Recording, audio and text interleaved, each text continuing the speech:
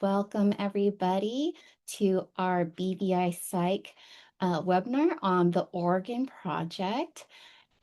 If you need ASL interpretation, click the interpretation button on the Zoom bar to access the ASL channel. My name is May Nguyen. I'm a school psychologist with the California School for the Blind Assessment Center and co-coordinator of the BVIPsych interest group. This is an interest group that is part of the National Association of School Psychologists. And if you're not a paying member of NAS, we also have a Google group for psychologists and mental health practitioners that is also called BVIPsych. There is also a sister Google group for speech language pathologists. The links for these groups are going to be in the handout that we'll share in the chat today. This school year, we are so happy to be offering a series of free webinars on various topics related to working with blind, low vision, and deafblind students. The next webinar in our series will be on deafblindness, and that will be on Thursday, March 19th. The registration link will be in the handout document you receive as well. And now onto our main event. We are so lucky and pleased to have with us today Tyler York. We had so many great questions come into the registration, and he has very kindly provided handouts with his slides covering all sorts of information related to the Oregon Project. Tyler is a teacher of students with visual impairments with over 10 years of experience supporting students with visual impairments across a range of educational settings. He has been actively involved in the Oregon Project for the past 7 years, with the majority of that focused on the update and release of the 7th edition. Again, we are so thankful to have you here with us today, Tyler, and looking forward to your insights. Thank you, May. So again, my name is Tyler York. I work at Southern Oregon ESD.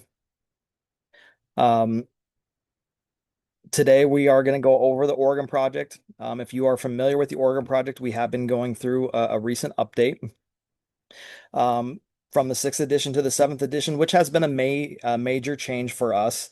And it's taken a lot of time. We started working on it about 7 years ago. We've recently been released for about 18 months or so. And so today we'll go through what is Oregon Project, how to kind of understand the components of the tool and how to effectively using it, including the parent relationship or family relationship, the intended student learners, which is always a big question when it comes to Oregon Project, what is covered and what's new in the 7th edition. We'll go over that skills inventory assessment, the teaching manuals, and then checklists. And so, a lot of this previously, you were always able to purchase the Oregon Project separately from a manual and a skills inventory assessment. Now it's all integrated together. So the manual and the teaching activities and checklists, if you've only used the assessment, may be new to you. And so that's always it's a really good thing about the 7th edition. We'll do a case study or walk through a case study kind of from an initial evaluation standpoint of a student up to kind of that mid-year review, talking about present levels, how we can utilize the Oregon Project to write goals and using that data for progress. And then we'll do answer any questions that aren't covered within the webinar or the presentation. I do appreciate all the questions that we got ahead of time, so I could include some of those. And then we'll do a little bit of a web demo. I will be going back and forth between the website itself and some of the slides to kind of show you what it would look like on the website. So Oregon Project. So what is Oregon Project? So Oregon Project was released in 1978, and it was developed by a group of TVIs at Southern Oregon ESD, modeling the Portage Guide. And the Portage Guide was a curriculum-based assessment, really for home teaching for children birth through 6. Again, it emphasized that home-based intervention with strong parent involvement. And that's kind of the key of what Oregon Project was built around as well. And so the Portage Guide had a developmental checklist, the activity cards, and a manual to kind of show you how to implement those teaching strategies. It included 6 developmental areas of cognitive, language, socialization, self-help, motor, and infant stimulation. So the Oregon Project, as it is now, It is both an evaluation and curriculum guide. So it is used to guide and give meaningful and appropriate IFSP input based on the unique students that we serve who are blind and low vision. It is a criterion reference assessment. So, like, all assessments for students who are blind or low vision, there is no norm reference, and it is not designed to give you a score or age equivalency while doing assessment. It is really designed to help a child gain or acquire the specific skills and developmental skills in each developmental area. It can be used in a variety of settings based off of the age of the child, from home to preschool, and with a variety of different service providers. Ideally, the TVI would be the one kind of leading this, but we all know that services vary across the board given what state you're in, or where you're located within the state. And so, obviously, rural areas may not have access to a TVI, but that this assessment can still be done with support or consultation with the TVI, or if not, then it can be done with any other service providers or even with the families themselves. It's also important to know that not all domain areas need to be completed. A lot of times, especially for a new evaluation, you may not want to do all 8 domains. You may want to focus on some of the concerns that the family has. And then as you continue to work with that family, you can add different domain areas as you see fit. It may also be that a child may not have an area that is appropriate for them to be evaluated, whether that's because it isn't applicable to maybe a motor issue, or it could be that they are so advanced in certain domains that it is not a concern and you do not need to cover those domain areas as well. So it is also an opportunity to collaborate with other specialists. Obviously, you work with OTs, PTs, speech language pathologists, school psych. So it's really a collaborative tool that you can use with a variety of providers to best serve the children that you work with. And it starts off with that parent relationship. Oftentimes, especially in a new evaluation for a child, we are kind of that first line of services that maybe this child and this family has ever had. So we need to work collaboratively and cooperatively with them. It's important to be mindful of the impacts that the family may have. They can still be just dealing with the having a child who is visually impaired or has vision loss. They have other children, they have jobs, they have other things outside of their life that could be impacting them. And so it's important for us to take in the effect that those things could be impacting them as a family. That initial assessment, really we're kind of evaluating the student more so from the parent interview than it is us doing a lot of the assessment. It should happen together. But again, we really want to just establish a baseline, and a lot of that can be done through the parent interview. We also want to identify the concerns of the parent. And then it also gives us an opportunity visiting with them to observe the child, find out valuable information of, how they best work, what are their favorite toys, their dislikes, and the best time to maybe even work with that child if you do have the opportunity to do visits. The intended learners. This is always a big conversation. In that birth to 6 population, we're always looking for that kind of one size fit all assessment. And unfortunately, Oregon Project, the assessment part is not that. So if you're going to use the Oregon Project assessment, it is assumed that the delay in developmental skills is due to vision loss.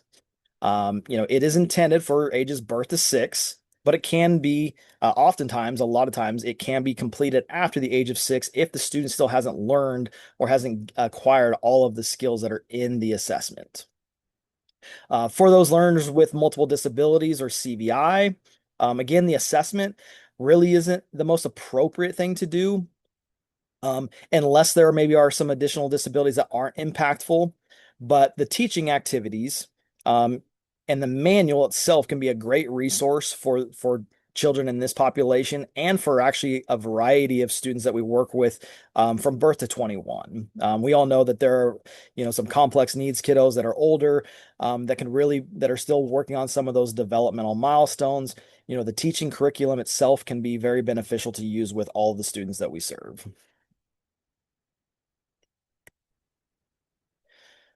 Some of the changes to the seventh edition. So we have a new numbering system. In the previous versions, we would start out in at number one in that birth to one skill range, all the way up through six would, it might end in the hundreds somewhere. And so a skill number 84, which is identifies left and right on own body, you might not have any idea of where that falls within their age range. And so our newest numbering system, it is more age related. And so that same skill is now skill 4.8, identifies the left and right on own body. And that four in the beginning lets you know it's in the 4 to 5 age range, and it's the eighth skill within that range. So it's just easily identify where it falls in the age range categories. Obviously, with websites and tech, we get the ability to have those charts and graphs that are happening as you're inputting data, as opposed to kind of the old coloring system that was in the manuals, or you creating your own ways through spreadsheets of how to track your data. Now it's built in. You'll get graphs at each individual domain, and you'll also find overall data for all of the domains and age ranges um, within the kind of data system. Again, the teaching activities, if those of you who have never used this before or did not use the teaching activities, they're now embedded within the skills inventory. So previously you'd have a big binder. It had, 500 plus pages with all of the teaching activities that covered every skill, and you'd have to kind of remove those to photocopy if you wanted to use them. Again, now they're easily available to print or download and share right from the skills inventory as you're inputting data. Hi, Tyler. Just wanted to chime in. Okay. There's a question in the chat. How was this assessment validated? So I've been trying to get my hands on a lot of the data. So there were a couple of organizations that did validate the assessment in Portland, Oregon, back in the early 90s. Unfortunately, I don't believe the organization exists anymore. And we actually lost all of our data around Oregon Project into a fire at our main office about 5 years ago. So unfortunately for me, being, fairly new within the last 7 years or so, I don't have a lot of data that shows how this was validated. But there were studies done, and some of those studies have been in a lot of journals, and articles have been written about the validity of Oregon Project. Um, so printing the skills inventory. So we know that, some people like hard copies, don't want to deal with technology. But with all the availability of the resources, with having it online, the efficiency of having it online, we've realized that that platform was going to be the best way for us to move into the seventh edition. But we understand that having those printed skills inventory, being able to print off portions of the assessment is important. So you can print off all the skills inventory, or just the individual ones that you want prior to going and doing your assessments.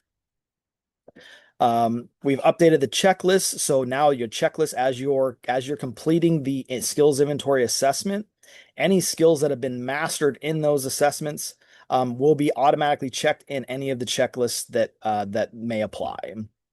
And one of the nice things too, again, about being a web-based version is the ability to transfer data and licenses. And so, if you are a part B provider and you get a student in part C who's transitioning to part B, we can have the ability to transfer those licenses and all the data so that now you can continue using the assessment with children. Same thing would happen if you move from a district or from state to state. Anytime that there is a child that has that information or has been using Oregon Project, we can transfer that to a new provider. So you can continue working on that with the child. Skills inventory. So, like I mentioned, there's 8 domains. We have cognitive, compensatory, social, fine motor, language, vision, self-help, and gross motor. And over those 8 domains, through the birth through 6, we have 800 behavioral statements.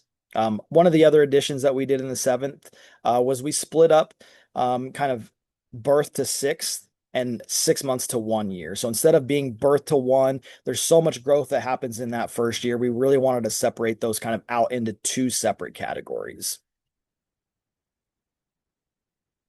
And so with that, the skills inventory, you're using that to assess those developmental levels across the 8 domains.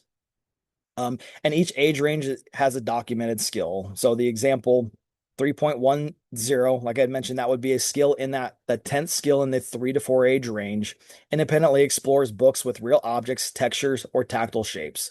You'll have the ability in the assessment to mark that it either hasn't been started, it's emerging, it's a mastered skill, or you can actually you can mark that it is not applicable. So if a particular skill within a age range you feel is not applicable for that child, when you select not applicable, it will actually remove that from the total mastered skills. So you can still obtain 100% total mastery if the skill is deemed not applicable for that child. When you go on there on the skills inventory, you will see some skills that will have two icons. That first one is a star that notates that for the skill might be acquired significantly later for a child who is blind. So, like the example 2.21 sorts similar objects by shape or color. That is going to take probably a little bit longer for a child to acquire that if they're blind as opposed to a child who is low vision. And then we also have orientation and mobility skills that are notated by a compass, like the example 2.5 walks upstairs independently holding a railing. So those are kind of scattered throughout all of the different domains, and kind of let you know. They all also show up on a variety of checklists as well. So again, using the skills inventory and that getting all of that data is going to help you with selecting appropriate teaching goals for that child. Um, you get 3 assessment dates that you can track progress over time, and I'll kind of show you within that student example how we kind of recommend you use that. And it is 3 for each individual domain. So it doesn't go by age range. You can have 3 different dates across all of the different domains. It allows you to obviously record the child's acquisition of new skills. Like I had mentioned before, you don't need to complete all domains, especially at the beginning, or if you feel like they're not applicable for that student. And it can all be printed out so that you can again take that assessment and do any of your assessing in person on a hard copy. You could also again share it with other providers that might be working with a child or sending it home with a parent if you're wanting to get any parent input. Um, So here is what that skills inventory looks like on the website. And so this is one that has not been filled out yet. We have the compensatory ages 2 to 3. You can see that on the right, we have kind of our inventory date that we can select. And then as we kind of move down, you can see this one is particular, has some subcategories, with it being the compensatory section. So we do have subcategories within each of the domains. Hi, Tyler. Just to let you know, we're seeing your slides and not the Oh, organ. we're not. Okay. Yeah, Let just me, sorry, change the sharing here real quick. I apologize. thank you, Tyler.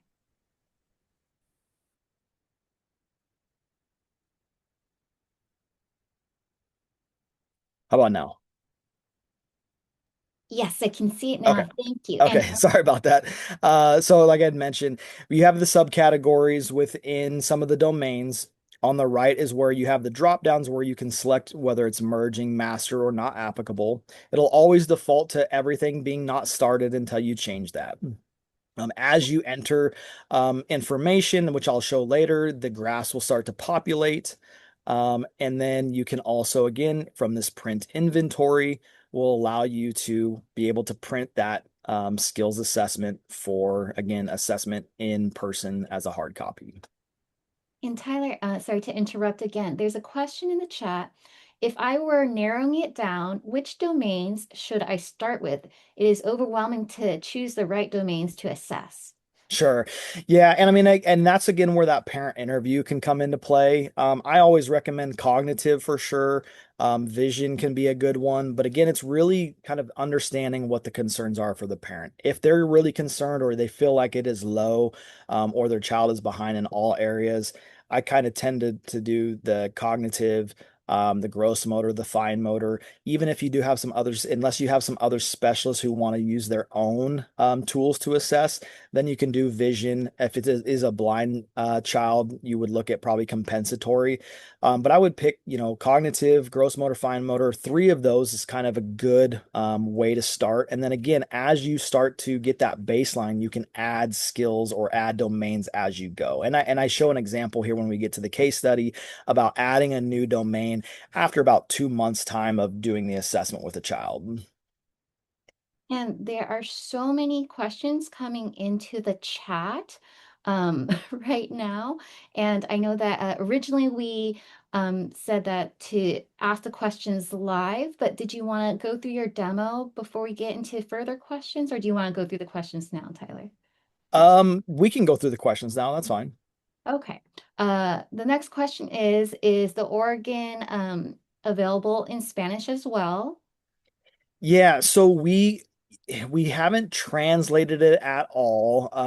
We are kind of open to what translation would look like. I know that some websites, you can have it translated naturally on a web browser. We do have some organizations in Mexico who are using it. We have not received any feedback that it isn't working for them with just website translation. But yeah, it's definitely something that we're open to. I have done trainings in other countries as well. And so from what I've been able to tell so far is that the web translation has worked, or at least they've gotten by with that. But we have translated it in the past before. So that might be something to, I have no problem with kind of handing out kind of demos for that type of thing to see if it works, to get feedback and how we could move and help support you guys if the web translation does not work. Great, thanks. And the next question is, was the complete orientation and mobility checklist updated within the new edition? No, it is the same orientation mobility checklist. Great. And then the next comment or question is, I'm curious about the three assessment question mark limit. Um, Can earlier assessments be removed to add more current data past three? Also, if completed, will the printout include the fill-in data or does the form always print blank? Yeah, so it does print out all of the data. So any data you have entered in when you go to print, it will print out, or it will have all of that information shown.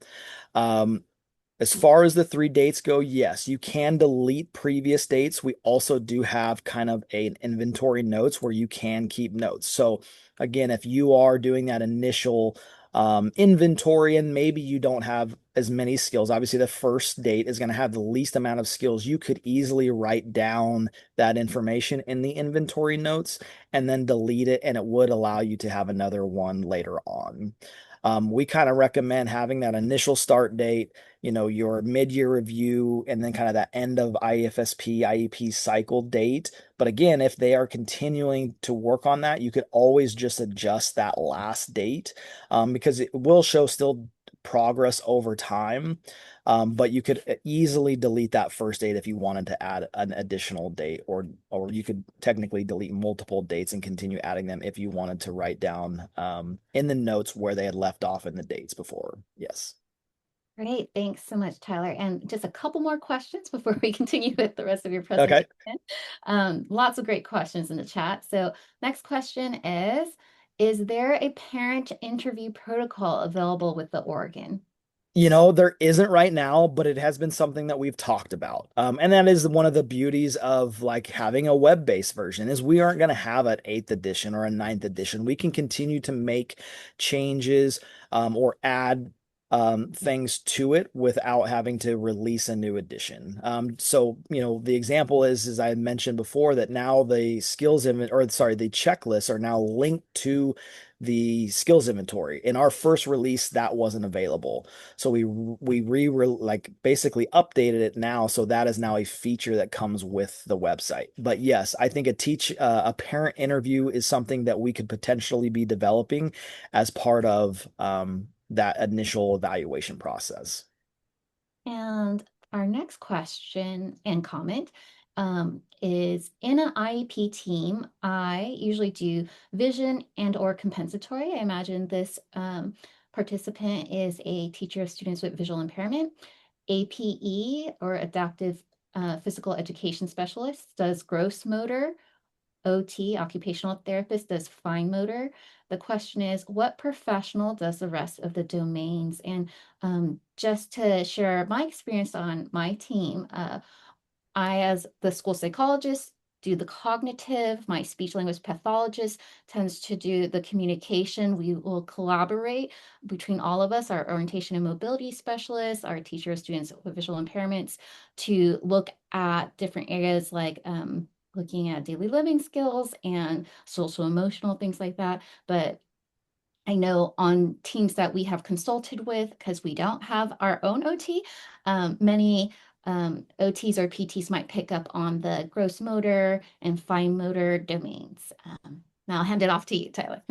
Yeah, and I think that's great. I mean, and like I'd mentioned, it's a great opportunity to collaborate with other specialists. But again, sometimes it depends on where you work. We provide services to a variety of different size districts, some that have a lot of support, some that have a limited support. So we have, some of our EI specialists who may be only doing two or three of the domains because they are spread out to other specialists.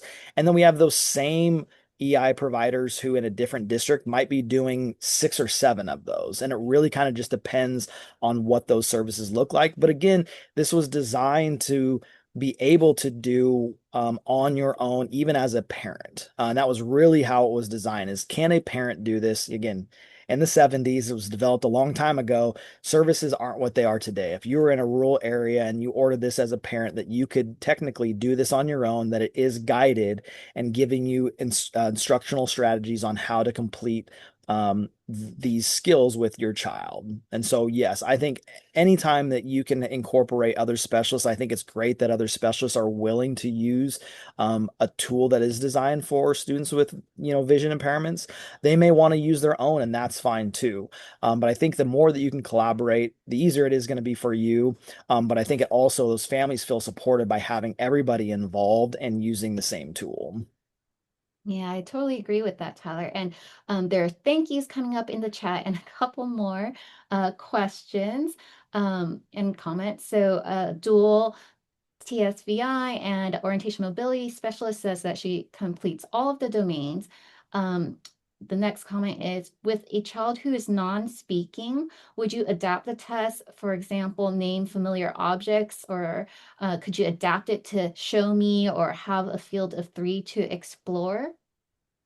Yeah, definitely. That also is kind of where that not start or not applicable might fall in, right? So, maybe language there might be a little limited in the language or the social categories for a student like that. If you feel like you could adapt it, you could easily adapt it. Or again, that's where that not applicable comes into play. So in the example that I have here, you have, 18 skills. If five of them are not applicable, it removes that in the graph, it's going to show that actually only 13 skills is needed to get 100% completion. So you can determine as a professional of if this is something I can adapt or is this something I just said, you know what, it isn't appropriate for this student to do.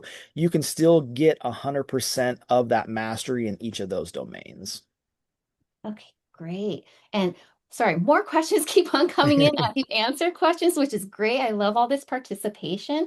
The next question is, can different clinicians complete different sections at the same time in the online platform? I know that early intervention specialists tend to do arena testing where multiple specialists are participating in the testing session at the same time. So can multiple people be logged in and charting for the same student? Absolutely. So that is another feature. I try not to go over some of the features of like, that, but if that's the question, I'll answer it. So, the way that we have kind of created the teams for the licenses is as long as everyone has the ability to be able to share and see data for a particular child, you can add as many team members as you can. So the way that our services are in Oregon, sometimes we'll have district providers, and then sometimes we have these regional providers. And so we could have all of our regional providers who have access to all the student data that we serve. We could have OTs, PTs, speech language pathologists, school psychs. They can all be a part of our team. Then they can go to this drop down and they can access any of the students that they may be working with and those individual domains. So yeah, it is one of the nice things is that you aren't having to necessarily download and print and share. You can invite them to be a part of your team on the website. Great. And then another comment, I am a AAC, augmentative alternative communication, speech linguist pathologist in a district on a deaf-blind team. And she, I believe, is referencing, would like some information on adapting the test items. Please feel free to put in the chat if that's not what you meant, but adapting items like naming or whatnot. Instead of naming, like maybe using their AAC device to respond, would you credit that or would you NA it? I believe Yeah, that's mhm. I would think so. I mean, if that is their communication modality, then I think 100% yes. And again, this isn't, again, we're not getting a precise score, right? So there's really nothing to compare it to. This is really, again, about that acquisition of skills. And so if that acquisition is using their AAC device, or maybe, again, being able to show that they can acquire that skill with a slight accommodation or modification, I think that's totally appropriate. Great. Thank you so much. And all right, looks like the questions have stopped rolling in. So that's Okay. the main presentation. I Thank you. appreciate all the questions. That's great. So I think I covered kind of everything on the skills inventory here. You see there are some, I'll get to the selecting activities and those progress charts a little bit later. But you can also access the skills inventory from we have kind of a student profile here where you can access them, or in the skills inventory, you can actually drop down and see all of the students that you are serving, all of the different age ranges and domains. Um, so So the teaching activities, and again, that was the binder. So there used to be this big, large binder that had an activity that would kind of coincide with all of the skills. And so this is really that ideas for teaching the skills, whether it's at home, in a preschool setting, whoever's providing that kind of opportunity for the child to learn the skill. Excuse me. It's a great starting point for instruction. And again, if this is something that is maybe outside of your area, whether it's maybe a TVI who is doing, some fine motor stuff or maybe some language things, that isn't necessarily what we do. So there is some instruction, or if it is for a parent who is doing this at home, that there's instructional strategies on how to obtain all of these skills. So, throughout the teaching activities, you may see prerequisite skills or a purpose of the skill that is shown in kind of a square rectangle around it. So, in the example teaching activity 1.5, the skill is when drinking from a cup, picks up cup and replaces it on a table when done drinking. You see, that's a star. That is something that might take a little longer for a child who is blind to gain that skill. And there's also the prerequisite of continue using a lidded cup and have the child seated in a high chair or toddler table. The task focus is on the child locating his cup, taking a drink, and putting it back on the table. So again, that's that kind of prerequisite kind of skill that they're working on. And then it also has the skill offer many opportunities to practice with a cup. Try using different cups as a child moves from needing assistance to drink to independence. Fill the cup halfway or less so there will be less spillage. Don't be alarmed or upset when the child spills. Accidents happen. Keep sponges and washcloths handy and praise efforts at independence. Now, this is something that you probably don't need a lot of instruction on how to do, but the prerequisite is important because if they can't do that, there's probably a skill previously that covers that prerequisite. So I just happen to know that I believe it's skill 1.1 is just being able to drink from the cup. So if a child can't drink from a cup yet, then you probably shouldn't be working on picking up the cup, putting it back down when they're done drinking. So again, if they haven't, uh, if they do not have that prerequisite skill, look back into previous skills to make sure that they do have that skill mastered. Um, the teaching activities are a framework for writing perspective program, IEFSP, and IEP objectives. And now they can be directly printed from the skills inventory, which I'll show in just a second. Um, and again, like I had mentioned before, the teaching activities can be really useful for all of the other students that we work with, whether it's complex needs, CVI. You just know that there may need to be some different accommodations. And again, that it's not the assessment that you're using, it is those teaching activities that you're trying to help support the skill development of those other students.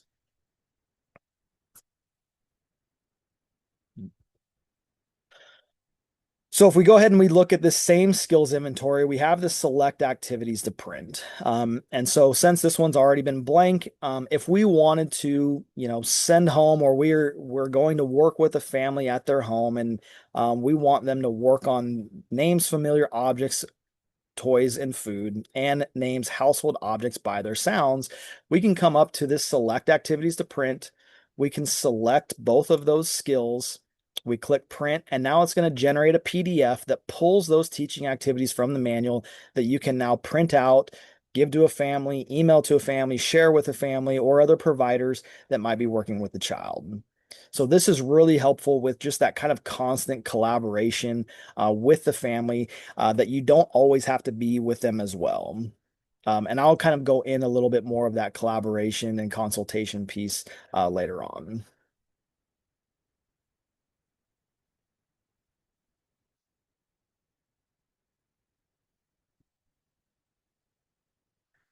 So those checklists, again, if you hadn't used the binder before, these checklists would be brand new. So there are 6 developmental checklists. We have orientation, mobility, preschool readiness, school readiness, self-help eating, dressing, and toileting. And these checklists are made up directly from skills from all of the domains across all the age ranges. And then, like I had mentioned before, that once those skills have been marked mastered in the inventory, they will be automatically checked in the checklists. And so if we take a look at the checklist here, um, if I have a couple different practice. So we have a sample student here. And if we look at like their, let's see, self-help, um, you can see that there's a lot of eating, there's a lot of dressing, but specifically the eating, they have all of these skills mastered.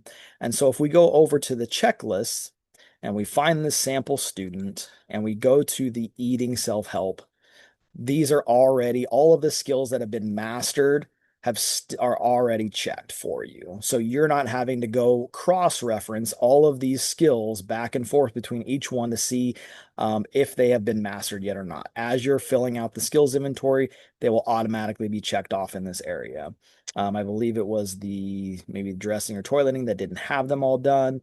And so if we go back to the 3 to 4, you can see that none of those have been marked because they were still marked as not started or still emerging in that skills inventory category.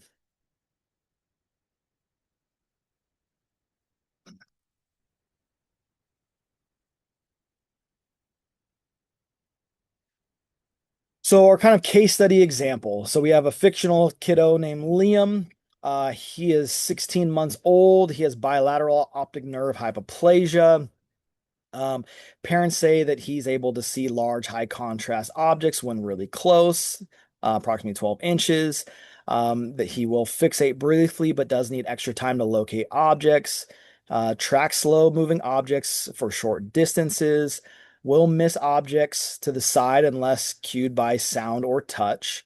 And then has kind of a little bit of head or body turn when difficulty accessing visual information, or gets too hard for him to see, and reaches inconsistently for objects that he can see. And so the parent concerns was that, as a 16-month-old, that he's not walking independently yet and is very hesitant in new spaces. He prefers toys with sound and textures with limited imitation. Knows a limited amount of single words, but is concerned more about expressive communication rather than receptive, and has a difficult time locating and picking up small objects and finger strength. And so, when we look at oops. When we look at this kiddo and we start to fill out that initial evaluation, we're going to be looking at the gross motor, fine motor, that cognitive section, and then we decided to do language as well, just because those were kind of the concerns. Cognitive is always one that we do, but because the concerns of the family were gross motor, fine motor, and a little bit of that language, we decided that this was where we wanted to start with that child. And so if we go and we look at this kiddo's let's see, cognitive section. So even though they're at 16 months, I always kind of recommend, starting at that age before, because we really want to make sure that there aren't any kind of splinter skills missing from that child. Maybe they might be able to do some skills in that 1 to 2 age range, but they could be missing some in that birth to 1 age range as well. Plus, it's always really nice, hopefully that, the parents and the family feel like that their child is having some success and they do have some skills that they have mastered. So starting in that previous age range is a good thing here. So we've got that initial inventory date of September 5th. We went down, again with the parents, and we filled out all of the information that they had mastered. We have a couple of merging. And so for the most part in the cognitive, they've got a lot of those skills in that age, that birth to 1. If we go down to the bottom, this says it's 100% mastered because I kind of went ahead and did our mid-year review. But if you didn't have this one yet, you would have a chart that would probably give you whatever this says, which is 84% mastered. You'd probably have about 16 or so percent emerging. And then some not started. So, kind of jumped ahead a little bit. If we go back to, oh, sorry. And even though we have that initial evaluation date, I've already gone ahead again and I've kind of determined when I want our mid-year review date. And that is the 3rd of February. So anytime that I'm assessing new skills or another provider is assessing new skills, or maybe it's the parent saying, hey, we can finally do this skill, I'm going to be marking that off in that mid-year review date. So that's going to be kind of that running log, and we're going to stop charting once we hit that February 3rd date. And so I've got that February 3rd date on all of the inventories that we did. So if we look now at that age 1 to 2, now we can see that, okay, now we've kind of hit that threshold. They do have one skill master. They're emerging in some, but there's still a lot of skills that they need to work on to obtain. Same thing with our language. The language, we have actually mastered all of the birth to 1, which is great in that initial assessment. So we don't have another mid-year review date. But if we go to that 1 to 2, we can see that there's still some mastered in this, but a lot of emerging and still a lot that have not been started. And so here's kind of a better image because they are not all mastered yet. Here's what those charts would look like. This is going to be that total mastery for the age, and then we have our mastery over time. So this initial 9-5 date was 13%. And then once we get to the mid-year review, we have that second data point, which is going to show us that progress over time. And then the same thing for our fine motor. Okay. And our gross motor. I think we kind of get the idea. So we've established our kind of our initial eligibility date, which is that 5th of September. We've already decided, probably through an IFSP meeting that, we want to set that date of February 3rd as that mid-year review. So we're already going to determine those dates, and any new skills acquired are going to go in that second date category.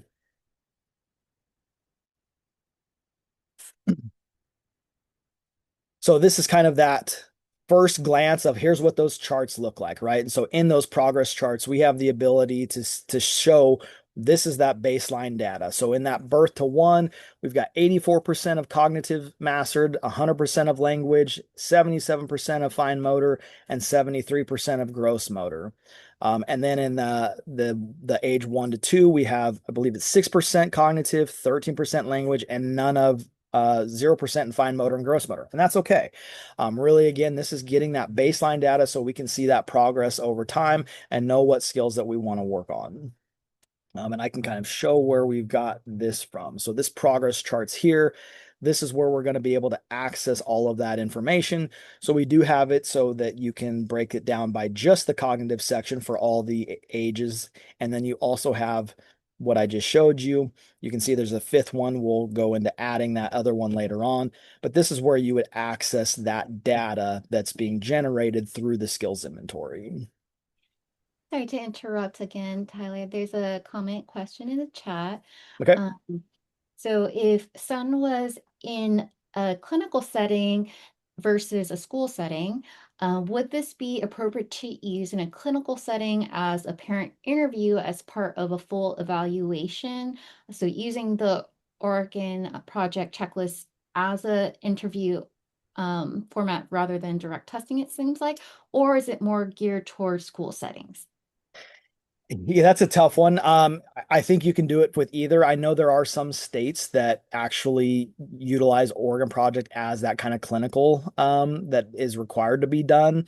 But really it is more, again, I keep going back to the that it's not a norm reference, that this is criterion reference, and that we're really just working on that acquisition of skills. And so I think it can be done in a variety of settings as long as you understand what the purpose of the assessment is. Great, thank you.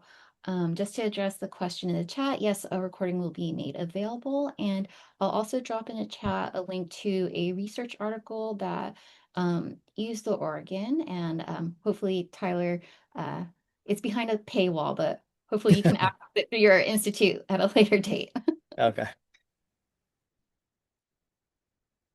So we've got our initial data points. Now we got to write that present level. And so we've got a present level. What we've done is we've taken specific skills that the student has mastered, whether it be in the birth to one or the 1 to 2 section, and we've utilized those skills as the present level. So in fine motor, we have holds object, sorry, with voluntary grasp, which is fine motor 0.4, puts both hands on object at midline, fine motor 0.8, transfers objects from one hand to another, fine motor 0.12, brings two objects to midline, and bangs two objects together, fine motor 0.13, and begins to explore fabric, cardboard, and plastic books, fine motor 0.22.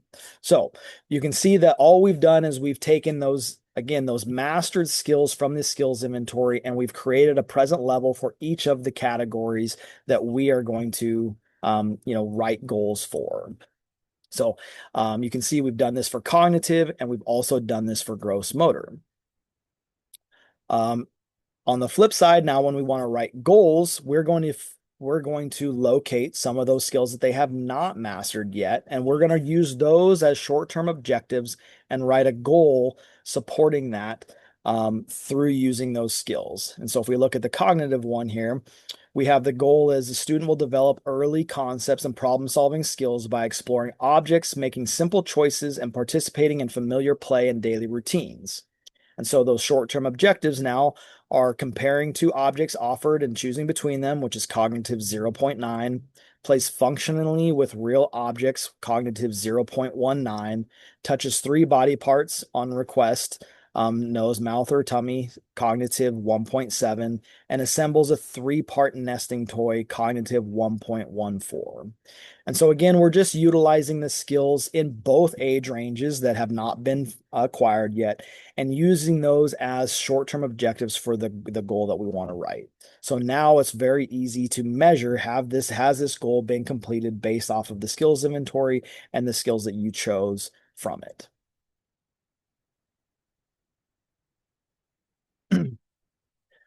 So the ongoing collaboration piece. I had mentioned before that, these are things that families and providers are working on with the child constantly. So it's important for us to continue to be collecting that data and working with the family and providers as much as possible. I think that's one of the beauties of it being an online platform is that ability to be able to share new strategies or teaching activities with the family or providers so that they can get that constant, can continue working on that constant skill acquisition with the child. You can constantly be collecting that data. You're always going to be able to get that updated, those charts and graphs as you input that. And it's an opportunity that you can start evaluating other domains. Um, and then using those checklists. So, as you get into that 2 to 3 age range, you'll probably want to start, you probably have already started looking at that, the orientation mobility, probably some of those self-help, but there's also that preschool readiness checklist. And so those are going to be those skills that you're going to want to identify and make sure are mastered before a child goes into that preschool setting. So all of this can be done through that ongoing collaboration, outside of even the specially designed instruction that you may be providing for that child.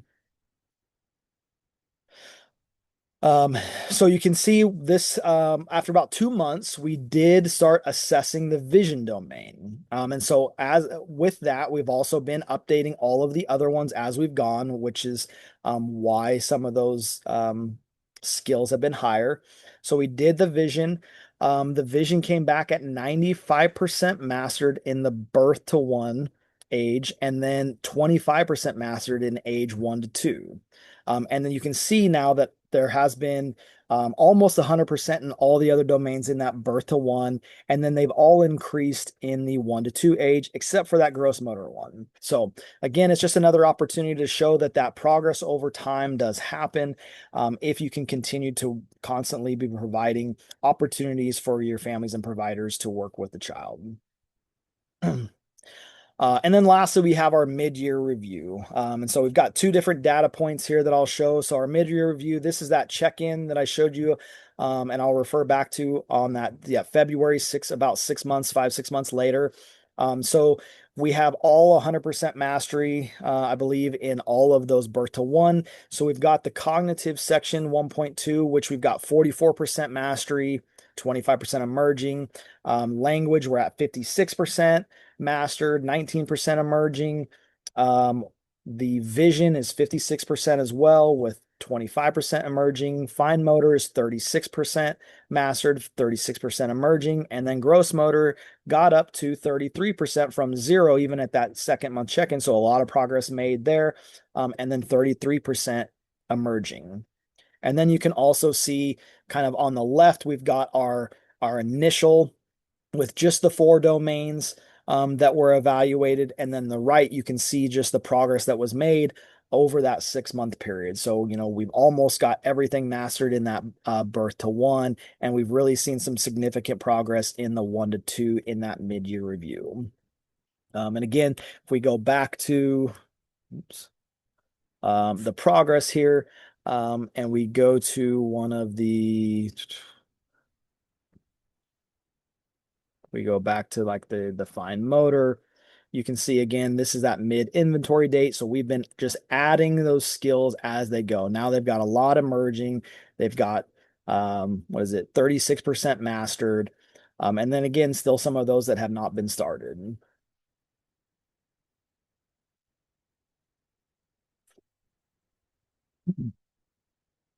Oops, sorry. So, I know it's kind of a little bit of an abrupt end. We could keep going and giving examples of what that next year would look like and writing new IEP goals, but I think you got the idea of utilizing the data that's been collected throughout the process, to write those new IFSPs, present levels, and those identified areas that they need growth in. And so I've left my contact information here. If you have specific questions around purchasing, I will give you some information. So we do purchasing on a license base. And so you could, like I'd mentioned before, you can have a team of as many providers as you want. Doesn't have to be just TVIs. Any provider that is working with the child, you can add for free.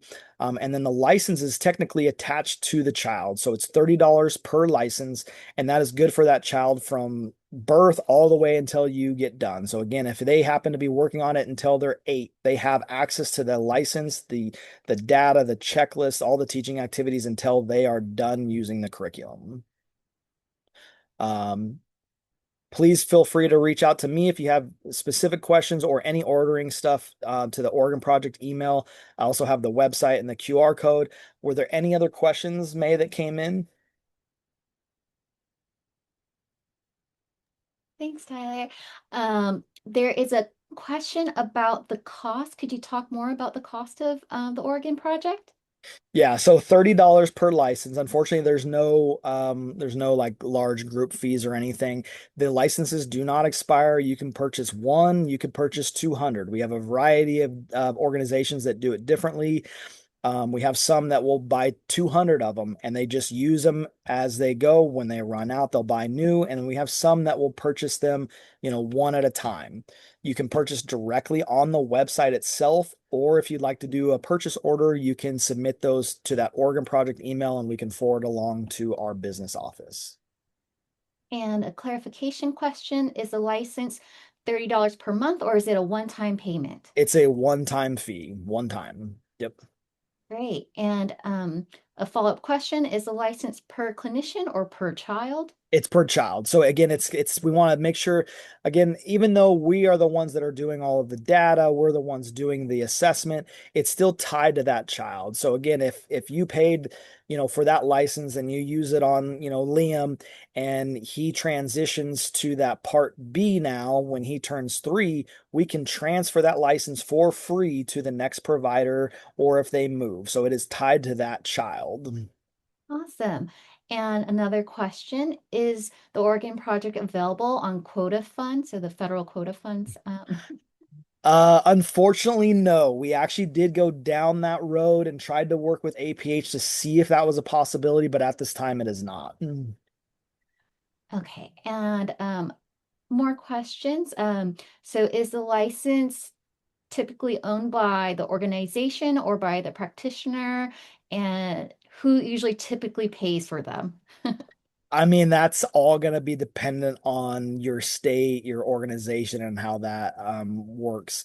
We have individuals who maybe don't work or get a child who is blind or low vision very often, and they've purchased it themselves because it really, I mean, $30 is not a lot when you think about an assessment and curriculum for potentially 6 years. You will get organizations that will purchase them in bulk for all their providers. We have some outreach programs who will buy them for the state, and we actually help distribute them to the different districts that they serve. So it really is dependent on your state, your agency, and how your services are being provided. I will say too, I know some states, not all, some states do have like assessment funds that this would then qualify, and you could utilize assessment funds to purchase this as well. All right, and some additional questions. So this can be used by the child indefinitely since the Correct. life falls the child. Okay. Yeah. And then additional question. So I could purchase one license for $30 just to try it out. Yes. And and again, going back to like the use case for, complex needs kiddos, CVI, or even the older ones in those categories is, having even a license available that you're not utilizing for the assessment would still give you access to use potentially with a variety of students that you serve with getting access to the curriculum and those teaching activities. Tyler, like you're like psychic because that's the next Yeah, question. yeah. So, like for a child with multiple impairments, can use the Oregon project through age 21? Question mark. Again, not the assessment, but yes, I mean, you're going to be working with students. You may have a middle school student who's working on dressing, right? And maybe it's buttoning their, the shirt.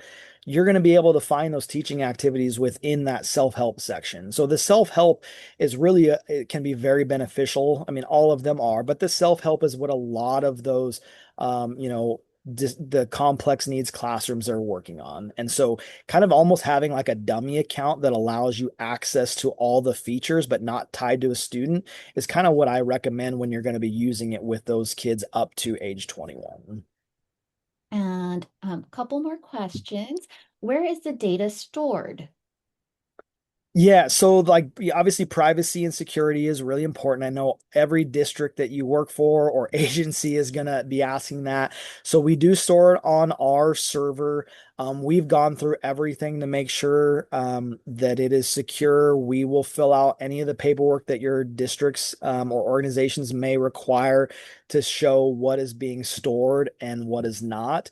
When it comes to like the student specific data, you aren't required to write a student's name in at all. You can choose whatever it is that you want to identify. So, my example is a bunch of made up names, but you may have an identifying, number or way that you guys identify students. That's what you could put in there. It doesn't have to be the specific name. Um, Excuse me, of a student. It just needs to be something that saves into the system that you will identify and can access through the website.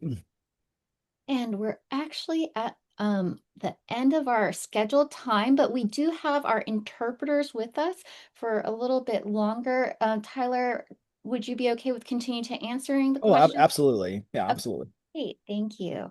Um, and thank you so much, interpreters, for all your help with this webinar. All right, so the next question is, can the child's license be transferred to the parent at age 3 if the school district will not be using it? Yeah, it definitely could. I haven't been asked that one before. I would hope that that would go with them and providers would want to, but yes, in theory, it can be transferred to anyone who wanted to continue the assessment with the child. Great.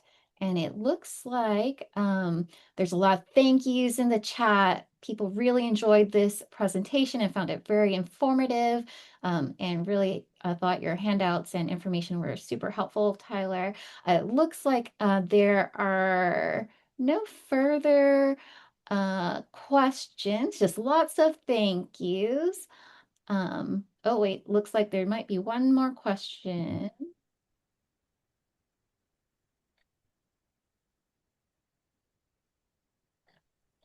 Oh, looks like no, we're okay.